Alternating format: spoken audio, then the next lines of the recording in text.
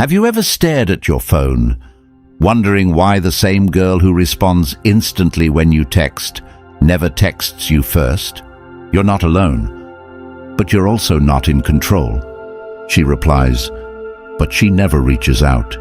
You're always the one chasing. Your pride's taken hits. Your self-worth's hanging by a thread. You're wondering, is it me? Did I do something wrong? No, you're being strung along. And I'm going to tell you why. But more importantly, I'm going to show you how to take your power back. Comment, I choose self-respect.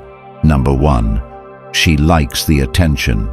She doesn't miss you. She misses the way your texts make her feel wanted without having to earn any of it. She doesn't crave your presence, but your validation, your effort, your energy, the way you constantly affirm her without her lifting a finger. And the moment you remove that attention, she doesn't feel loss. She feels inconvenience because her free supply just paused. This has nothing to do with love, interest, or even mild care. It's control. It's emotional manipulation dressed in casual replies. It's the low-risk, high-reward game she plays where you do all the work and she gets all the benefits. Think about it.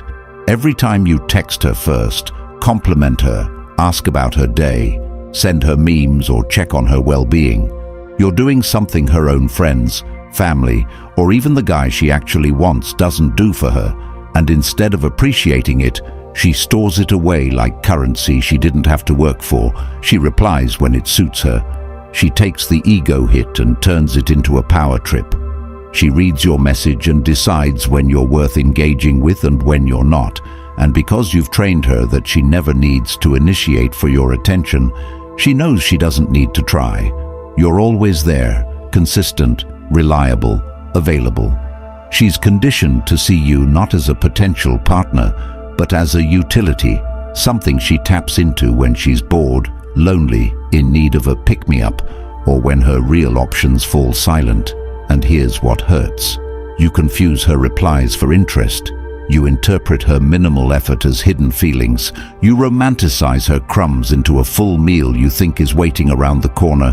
And every time you do that, you dig yourself deeper into the role of emotional backup. And I get it. You're afraid to pull away, afraid she'll forget you. But the truth is, if she forgets you the moment you stop trying, she never valued you in the first place. She liked the light you gave off when you shined it all on her, not the source of it, you. And here's where your mindset needs to change. Attention is a resource, and you're not a charity. Stop giving it to people who haven't earned it, because the more freely you offer your energy, the less it's respected. Your worth becomes invisible to someone who's always had it on tap. And this is where Stoic discipline kicks in, not in becoming cold or distant, but in controlling your reactions, in choosing when and where your energy flows, in understanding that not every person who smiles at your texts deserves your time. And yes, it will feel difficult to stop texting first. It will feel uncomfortable to step back, but that discomfort is the necessary pressure that forms strength. It's the forge that teaches self-respect. Every time you resist the urge to reach out first, you reclaim a part of yourself she's been quietly harvesting. And eventually, she'll notice, not because she misses you, but because she misses the feeling of being wanted. And that's the key moment where your silence teaches her something your words never could. You're not desperate, you're not waiting, you're not begging, you're choosing. And that kind of self-control is rare. It breaks the cycle, it rewrites the rules, it places you in a position of power where you're no longer chasing someone who sits on a throne made from your own lowered standards. Because truthfully, if she liked you back, you wouldn't be watching this video. You wouldn't be trying to decode mixed signals. You'd be sharing laughter, sharing plans, and both initiating with excitement. But since you're not, it's time to own that. Not in bitterness, but in clarity. In silence that speaks louder than any message. In action that says, I am no longer available for one-sided interest. And once you internalize that, once you live that standard consistently, you'll find your time, your mind, and your energy returning to you, ready to be invested in people who actually reciprocate. And that's when everything changes, not because she finally texts you first, but because you no longer need her to. And once you feel that, you stop fearing rejection, because you realize your self-worth isn't up for debate. It's not tied to someone's replies, to someone's temporary attraction or momentary confusion. It's locked in, and from that place, your energy becomes so potent, so rooted, that people either rise to meet you or fade away quietly. And you don't chase, not out of ego, but because you finally understand, real connection doesn't need to be begged for. It flows both ways, and anyone unsure about you is already making a choice, and your only job is to respect it and walk the hell away. That's where the Stoic relationship blueprint comes in, a life-changing guide built to help you live in this clarity permanently, not just in moments of frustration. It's now available in audiobook format, so you don't even have to pause your life to absorb the wisdom. Plug in while walking, training, driving, and let it sink into every part of your decision-making, your confidence, your mindset. This isn't just a book, it's a standard, a personal code, a manual to never again tolerate one-sided love, to never again confuse attention with affection. The link is in the comments. Get it, own it, and remember, it's yours forever. So is the self-respect it unlocks. Number 2, she's unsure about you. She doesn't text you first because she's still debating whether you're worth the chase, not because you're not valuable, but because she doesn't yet believe she has to act like it to keep you around. She's in that limbo space where she doesn't want to lose you, but she also doesn't feel the need to win you, and that right there is the silent killer of your self-worth. That place where she gives you enough to hope, but never enough to believe, enough to stay, but never enough to settle. And you feel it every time she replies, late, dry, or with disinterest coated in politeness. The emotional purgatory of maybes, where every reply feels like a breadcrumb, and every silence a passive rejection you're too scared to call out. Because the truth is, you think giving her more will make her sure. You think showing more patience, more care, more presence will tip the scale. But the truth is that effort doesn't convince the unsure. It confirms their power. She doesn't need to choose you when you've already chosen her so completely, when you've made your availability a constant and your desire so obvious she no longer needs to wonder. And in modern dating, mystery isn't a game. It's a survival instinct. And right now, you're the open book in a world addicted to unread messages. She's unsure because she doesn't feel the need to be sure, because every time she delays a reply, you still message again. Every time she avoids a plan, you still try to set one up.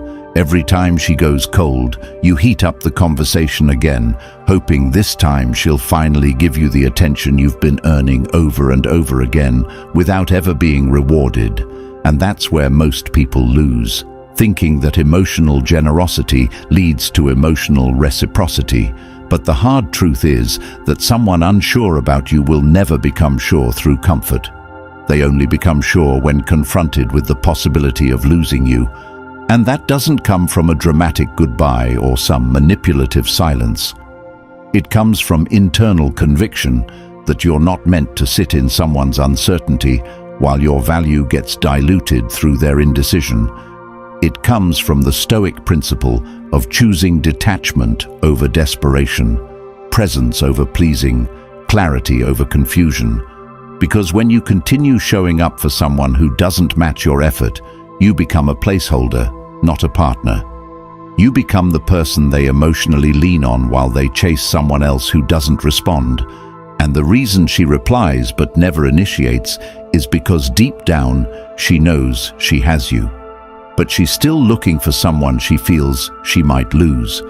And if that doesn't make your chest tighten with recognition, you're not being honest with yourself because you've felt it. When her text comes hours later, shorter, colder, and you still smile because at least she replied, that dopamine hit that blinds you from the fact that her response isn't a step forward, it's a leash lengthened, and the worst part is, you've probably made excuses for her, told yourself she's busy, shy, healing, or just not good with texting, because it's easier to believe that than to accept she's not choosing you. But now you know better, and with that knowledge comes responsibility. The responsibility to stop pouring into cracked containers, to stop attaching hope to effort that's not reciprocated, to stop being the bridge for someone who won't cross it. And yes, it hurts. Yes, you'll feel empty pulling away from someone who's occupied your thoughts for weeks or months, but that's the pain of detoxing from an illusion, not the pain of real loss. And once you feel that and survive it, you unlock something most never do. The ability to walk away without needing to burn anything down, without explanations, without grand final texts, just a quiet, powerful withdrawal of energy that says, I know my worth and I no longer negotiate it. And that's when your value doubles, not in her eyes, but in your own. That's when the tables turn, because she'll notice the shift, not in what you say, but in what you no longer respond to, no longer accept, no longer chase. She'll notice when the replies stop coming, when the validation runs dry, when your attention is gone and not coming back because you finally realized you were the one with the power all along. And even if she doesn't come back, even if she never texts you first, it won't matter, because you'll be too busy being pursued by people who don't need convincing, too busy living with purpose instead of waiting in uncertainty, too focused on becoming the kind of person who walks into rooms like they own them, not someone who tiptoes around text threads like a ghost in his own love story. And if you want to build that strength, that presence, it starts with small decisions. It starts with deleting the draft you were about to send, ignoring the urge to just check in, sitting with the discomfort of being forgotten by someone you gave your heart to, and realizing that the discomfort doesn't kill you. It frees you, it builds something inside you that no one can take away again. And once you feel that, you stop fearing rejection, because you realize your self-worth isn't up for debate. It's not tied to someone's replies, to someone's temporary attraction or momentary confusion. It's locked in, and from that place, your energy becomes so potent, so rooted, that people either rise to meet you or fade away quietly. And you don't chase, not out of ego, but because you finally understand. Real connection doesn't need to be begged for. It flows both ways, and anyone unsure about you is already making a choice, and your only job is to respect it and walk the hell away. Number 3, she's been hurt before. Pain is often real, but how it's used is what reveals a person's character. And when someone holds on to their past hurt like a weapon, the relationship dynamic becomes one-sided, draining and suffocating. You end up trying to fix what someone else broke, offering patience where they offer distance, giving reassurance where they give silence, constantly walking on eggshells, hoping that one day your consistency will convince them that not everyone is out to hurt them. And you tell yourself to hold on a little longer, to love a little harder, to wait for the day they finally open up. But it never comes, because the truth is that pain becomes power when left unchecked. It becomes a justification to keep people close without ever getting close, a tool to deflect responsibility, and a shield that prevents accountability. And while empathy is noble, blind empathy is self-destruction, because when you absorb the weight of their past, you delay your own future, trying to become the exception to their rule. While they treat you as disposable, emotional damage does not give someone the right to keep you in emotional limbo, no matter how tragic their story is. If they consistently hold back, stay guarded, refuse to communicate or initiate effort, that is no longer about what happened to them. It's about how they choose to treat you now, and what's worse is the manipulation disguised as vulnerability. The classic, "I've been hurt so I move differently" line which often just means, I refuse to try but I expect you to. And so you become their emotional punching bag, the one they test, the one they ignore when they feel triggered, the one they expect to be perfect while offering nothing in return. And slowly you lose yourself in the process of trying to be safe enough, kind enough, available enough for someone who won't even take the risk to say, "How was your day?" without making it feel like a task. This isn't healing, this is punishment. This is making you pay for sins you didn't commit. And the truth is, if someone truly wanted to grow from their hurt, they'd be doing the work. They'd be reading, reflecting, building self-awareness, learning how to communicate instead of shutting down, because being hurt isn't your fault. But staying hurt while refusing to grow is a choice, and people who choose to remain stuck cannot be carried to clarity, not by your love, your consistency, or your devotion. And here's what happens. You end up internalizing their walls as your inadequacy. You start thinking maybe you're the reason they're closed off. Maybe if you were more patient, more charming, more understanding, they'd finally trust you. But this is where Stoic truth becomes your sword. Someone's pain does not entitle them to your peace. Someone's broken past does not give them a license to keep you on emotional probation indefinitely, because real healing looks like effort, not silence, growth, not ghosting, accountability, not excuse-making. And if they won't even text first, won't even show basic human interest under the disguise of being traumatized, then what they really want is control, not connection. They want access without obligation, support without reciprocity, and you're giving it to them every single time you check in first, every single time you accommodate their emotional inconsistency, every time you make excuses for their coldness. The truth is, they don't want a relationship. They want the emotional benefits of one without showing up, and the moment you stop feeding it, the power shifts. The moment you stop enabling it with your soft-hearted need to fix them, they face the only thing that forces real growth, consequence. And if they don't step up, if they fade into silence the moment you stop initiating, you've just been given the answer they've been avoiding giving you. They weren't hurt too badly to love. They were just too entitled to try. And your job now isn't to regret the time you wasted. It's to make that time mean something by never repeating the pattern, by choosing partners who lead with honesty, not history, who show up without being prompted, who communicate without being coaxed. Because when you accept emotional unavailability as something you have to work around, you shrink your value, you train yourself to accept crumbs, and over time, you lose sight of what effort even looks like. So take your energy back. Pull it from the people who see vulnerability as weakness, who use trauma as a wall instead of a reason to grow, and reinvest it into silence, not as punishment, but as peace, into boundaries, not as distance, but as self-respect, into action, not as reaction, but as clarity, because the only way to stop repeating this cycle is to outgrow the version of you that tolerates it, to become so centered, so clear in what you accept and what you don't, that the next time someone tries to give you trauma wrapped in romantic potential, you smile, walk away, and never look back. Number 4. She's not emotionally invested. Conversations feel one-sided, not because you're bad at communicating, but because the energy is off, the effort isn't matched, the intention isn't mutual. And when someone isn't emotionally invested, everything they give you feels transactional, shallow, and timed. Not because they're naturally dry, but because their interest isn't rooted in any real desire to build with you.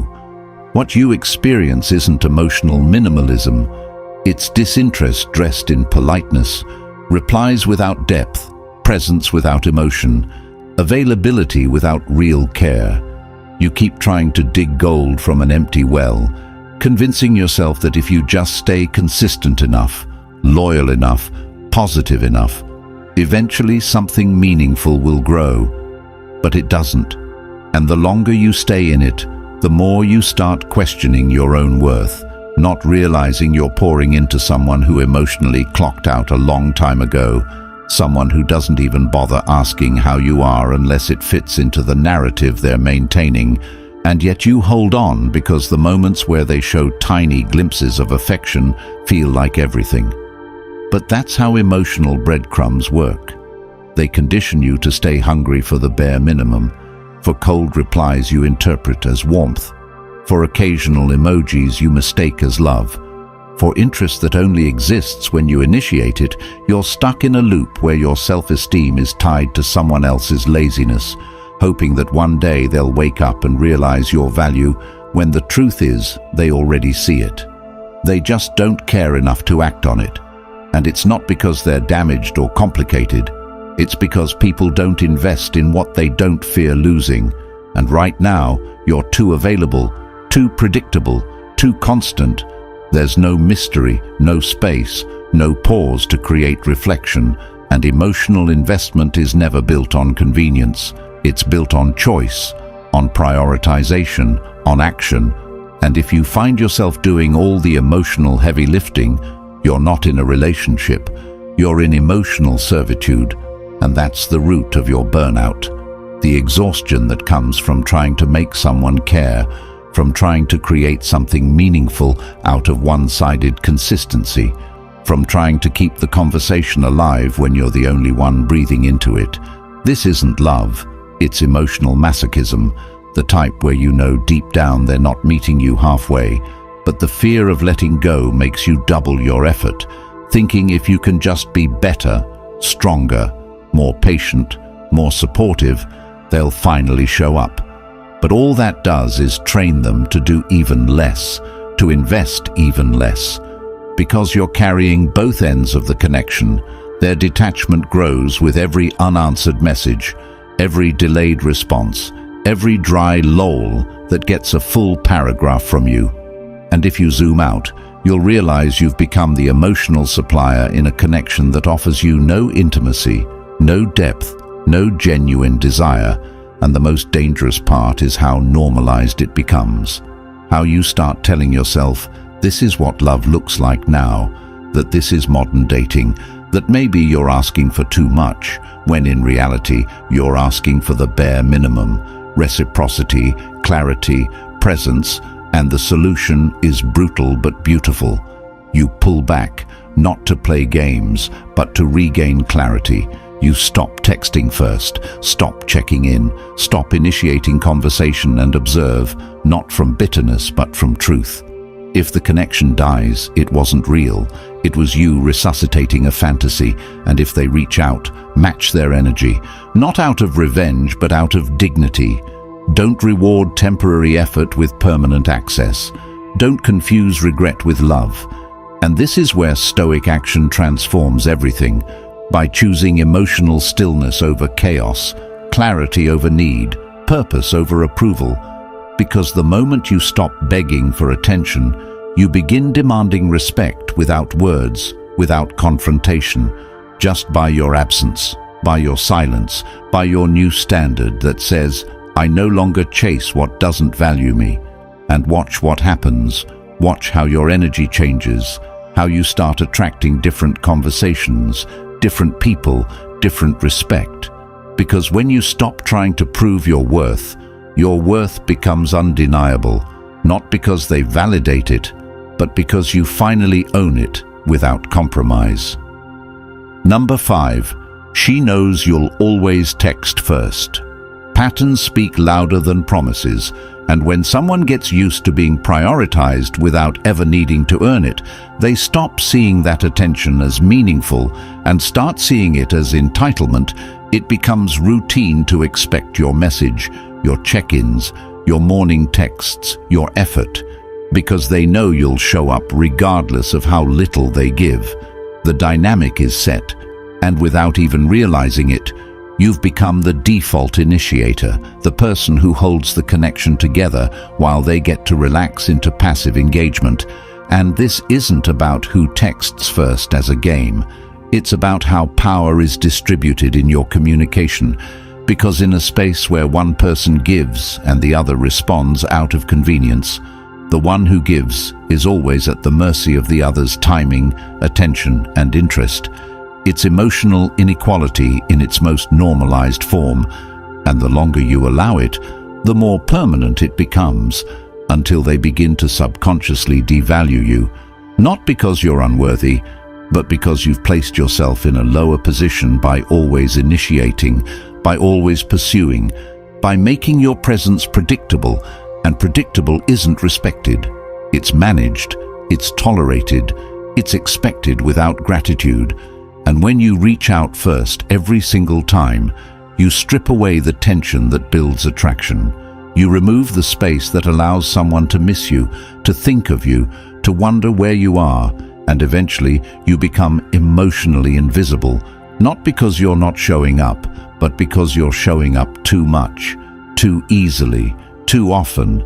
And this is where your self-awareness has to intervene, because there's a fine line between being consistent and being desperate, between being emotionally available and being emotionally obedient. And you've crossed it every time you hit send knowing she hasn't responded to the last one, every time you initiate plans, knowing she's never once suggested one, every time you talk yourself into believing maybe she's just shy, or maybe she's bad at texting, when in reality she's just used to you doing the work. And the reason she doesn't text first is because you've never let her need to. You've removed the opportunity for her to step forward, to initiate, to pursue. And so she doesn't. Not because she can't, but because she doesn't have to. And it's in that allowance where your respect dies, not in her eyes but in your own, because you start to notice how low you're willing to go for just a little bit of attention. You start to feel the imbalance, the emotional drought you're covering up with forced positivity and wishful thinking. And this is where you either reclaim your power or keep bleeding for someone who never asked you to, but never stopped you either. And the solution is simple but uncomfortable. Stop texting first. Stop showing up before you're even noticed missing. Stop being the bridge, the glue, the reminder, the initiator. And yes, it will feel strange at first. The silence will feel like rejection. The lack of response will feel personal. But that's not rejection. That's revelation. That's clarity. That's truth. Finally speaking louder than your fantasy, because if they never reach out once you stop, you weren't building something together. You were building alone, and that truth is painful. But pain is not your enemy. It's your compass. It shows you where to stop pouring your time, your care, your love, and Stoic wisdom teaches you that action is not just about doing.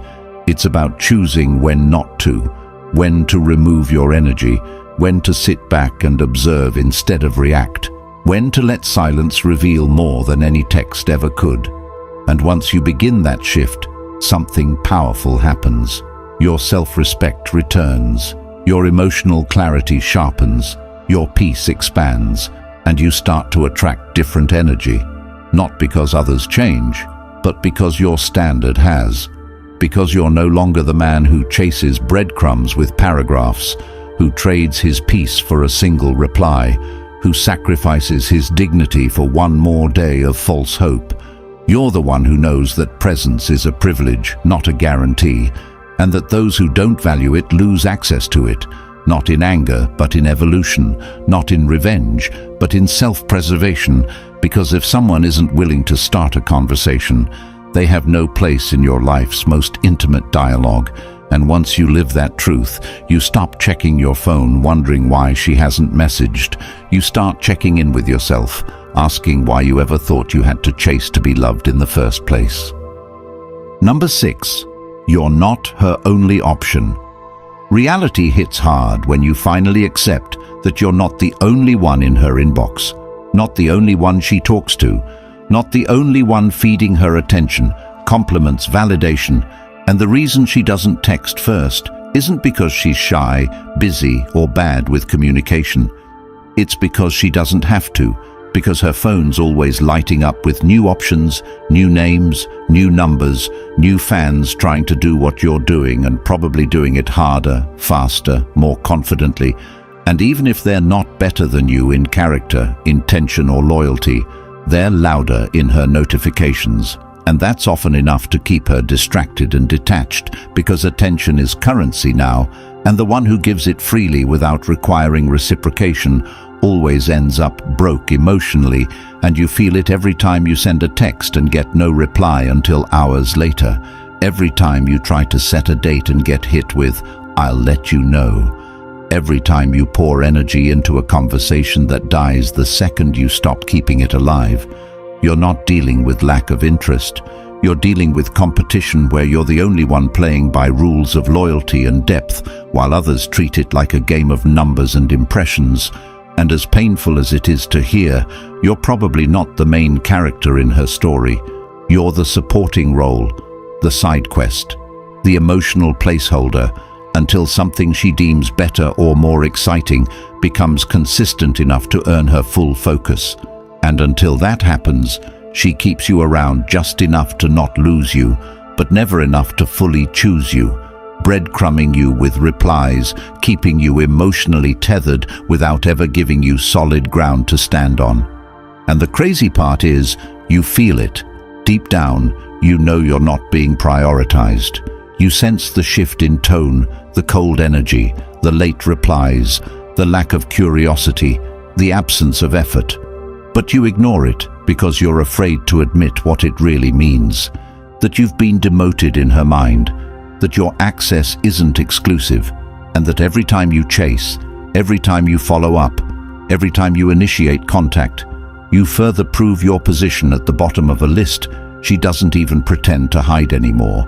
And this is the part where people either wake up or continue bleeding for someone who has multiple safety nets, multiple distractions, multiple sources of validation, while you've made her your only one.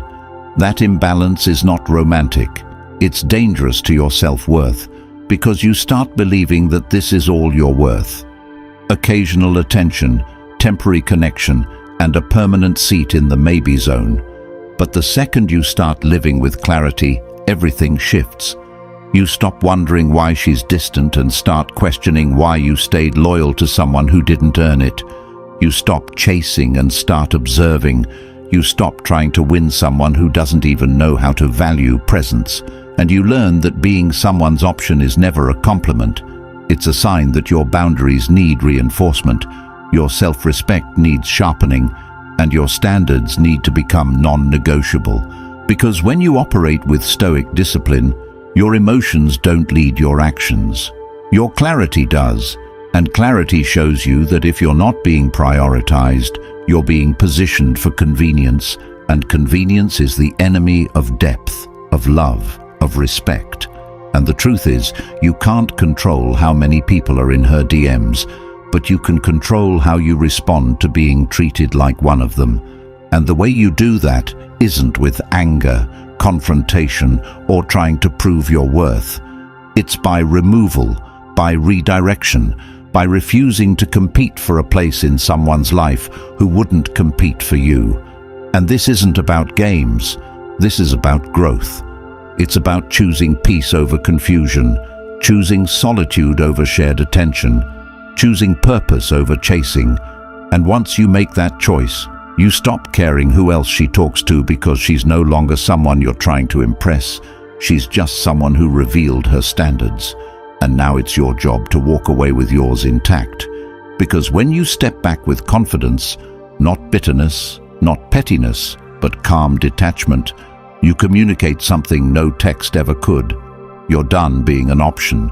You're done giving access without reciprocation. You're done playing loyal in a connection that doesn't even make you feel seen. And from that moment forward, everything changes. Not because she changes, but because you do. And once you truly embrace that, you become unreachable to the version of yourself that ever begged for love in places that only gave you doubt. The world won't tell you this, but you were never supposed to find out how much power you lose chasing someone who only wants your attention, not your presence. Society thrives when you stay distracted, emotionally weak, stuck in cycles of silence and second-guessing, pouring your time into people who wouldn't even notice if you disappeared. That ends now. The Stoic relationship blueprint is the manual they don't want in your hands. Because once you internalize these timeless Stoic principles, you stop being easy to manipulate. You stop tolerating confusion. You stop wasting years.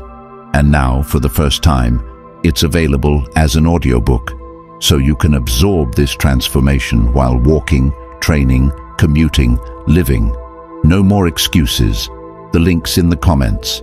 If you're ready to claim this for life, and you should be, comment, "I'm choosing clarity," like this video, and subscribe to help more men escape these traps and save years they'll never get back.